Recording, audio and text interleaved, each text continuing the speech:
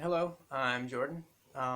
Today I'm going to be wrapping up my read along of The Way We Live Now by Anthony Trollope, which I have been doing with Steve Donahue. It's been a lot of fun. I've really enjoyed doing the read along, even if I have some mixed feelings about the book itself. So far, if you'll recall, my complaints have largely been qualified by the fact that I don't think that there's anything wrong with the book.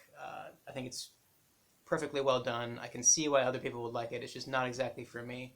That opinion has changed a little bit in these final chapters. I do think that Trollope gets a little sloppy here at points. But it starts off with what I think is probably my favorite passage in the entire novel, which is dealing with the final days of Mr. Melmat. Steve Donahue in his last video made the point that Trollope is very good at creating characters that you feel sorry for without sympathizing with, which I think is very apt, and I think it's particularly true with Mr. Melmat, who, as we know, has been ruined and knows he is ruined. And in these chapters, he makes several desperate attempts to uh, get himself out of this situation, as the clock is ticking. Eventually, he fails at that. He knows he fails at that, and his response to that is to kind of lean into his personality even harder, act like nothing's wrong. And there is a kind of almost a grandeur to that, which is a little admirable. I do not sympathize with Melma, but I do definitely feel sorry for him, and I think that's very well done. I feel very sorry for him. I find myself wanting some relief for this character, which he does get more or less because he ends up killing himself after a mortifying display of drunkenness in Parliament, which did come as a bit of a surprise to me. I probably should have seen it coming, but I think the way that Trollope does it is very well done, and that it's just kind of an offhand remark at the end of one of his chapters that he was found dead the next morning. It was quite well done. But after that, Trollope seems to have decided that okay, the core of his story is over, and now he needs to wrap it up. And the way he chooses to do that is essentially to marry everyone off. Which I understand to a certain extent because marriage has been such a huge theme in the book so far, and I think that at the time, and I guess now too, marriage is seen as an indicator of a happy ending. And I do think Trollope was going for more or less a happy ending here, but with varying degrees of credibility and success. I think the most egregious example of this not working is in the case of Georgiana Longstaff. We are introduced to a character. We're not even introduced to him. We are told about a character in one chapter, and in the same chapter, we are told that Georgiana runs away with him, elopes with him. This is a character we have never heard of before and that we never actually meet. It just seems to be Trollope deciding, I need to wrap this up as quickly as possible. And he does it, and it feels lazy and forced and unsatisfying. And then, of course, there is the Marie Melmot marries Mr. Fisker from America, Paul Montague's business partner from America, which at first I thought was not entirely convincing, and it seemed a little bit of kind of from left field. But when I thought about it, I can't see Marie marrying anyone else, and I certainly can't see her staying in English society. And given Trollope's kind of depiction of America and Americans in this book, it seems appropriate actually that she would go. And it also has the nice sense that it's come full circle and that Mr. Fisker appeared early on in the novel, that he returns for this kind of conclusion. So I don't really have a problem with that. And then there is what I think is the most moving love story in the novel is that between Mr. Broon and Lady Carvery. I think I'm going to qualify that by saying I don't entirely buy it because Sir Felix has been sent to the continent. That's the end of his story. And I think Trollope did that because he decided, okay, in order to give these people a happy ending, I cannot have Sir Felix be involved, and I also don't want to kill him because that's too morbid. So I'll send him away, which is fine. But everything we've been told about Lady Carvery up to this point tells us that she would not allow that to happen. Or if she did, she would certainly accompany him to Germany, I think is where he ends up. But she lets it happen with very little fight, which doesn't quite ring true to her character, I don't think. It felt like a betrayal of that fanatical devotion that defined her throughout the entire novel.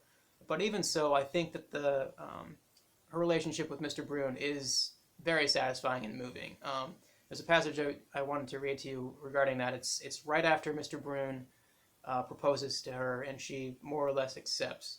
It says, then he drew her towards him, and in a moment she was kneeling at his feet, with her face buried on his knees.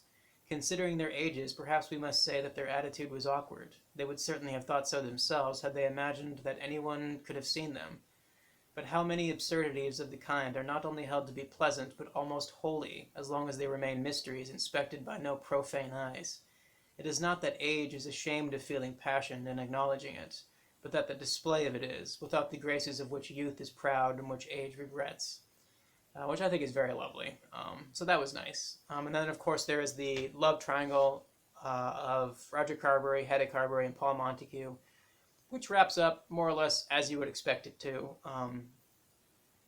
Hedda and Paul end up together, and Roger takes on a kind of paternal role for them, decides, okay, since I can't have Hedda, I will do everything in my power to make sure this couple has a good life. And I think Trollope does that well, because he doesn't do the overly sentimental thing where Roger just is full of forgiveness for everything. He never fully forgives Paul, which feels very true to that massive glaring flaw in Roger's character, that he cannot see this as anything other than an affront to himself. But he is able to put aside that anger, even if he doesn't fully forgive the act, in order to have this paternal role for them, which is satisfying and nice to a degree. And then my favorite character in the novel is Mrs. Hertle, and I was disappointed that she largely falls away after about the second half, or after about the midway point of this novel. She largely falls out of the story, other than her kind of brief involvement in the Ruby Ruggles John Crumb story, who also get married, by the way, of course.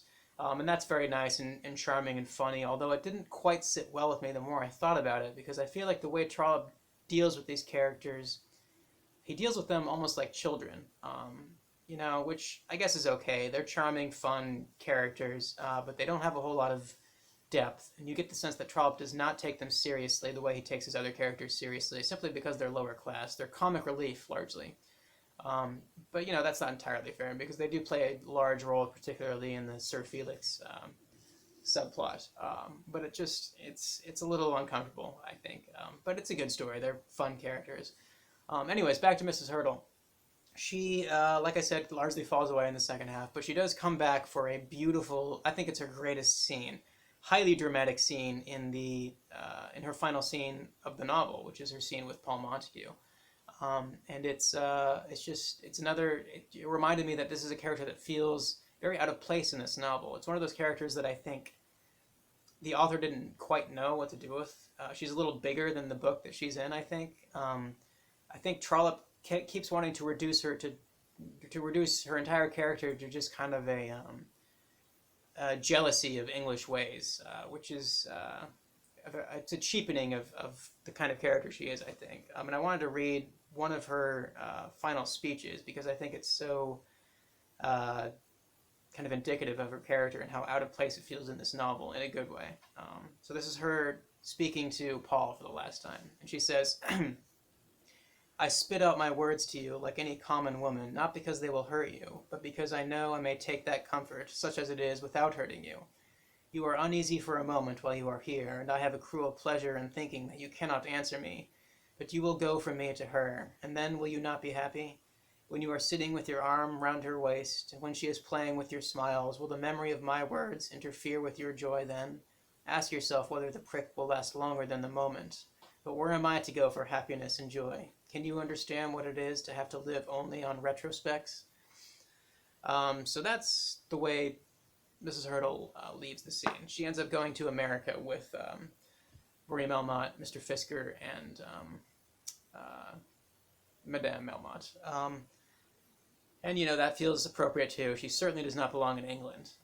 But overall, what I'm trying to say is that I think there's a mixed bag of endings here, and some of them work and some of them don't. And overall, as a tapestry of endings, I don't think it's very satisfying. I feel like the book was about the society, the book was about the characters and their struggles, and then once Trollope saw that he had to wrap it up, it just started to feel a little forced and a little rushed. But I think that's common trait in Victorian literature, now that I think about it. So I'm not going to put that all on Trollope. I will say that the book is less, I feel more confident in saying that the book isn't a masterpiece. It's not just that it's not for me. I think it does have some problems. But overall, I did enjoy it. I'm glad I read it. I can't consider myself to be a well-rounded reader of Victorian literature without experiencing some Trollope. But I don't see myself returning to Trollope, at least not anytime in the near future. But let me know what you thought of the book, if you were reading it along with us. And thank you for watching. Have a good day.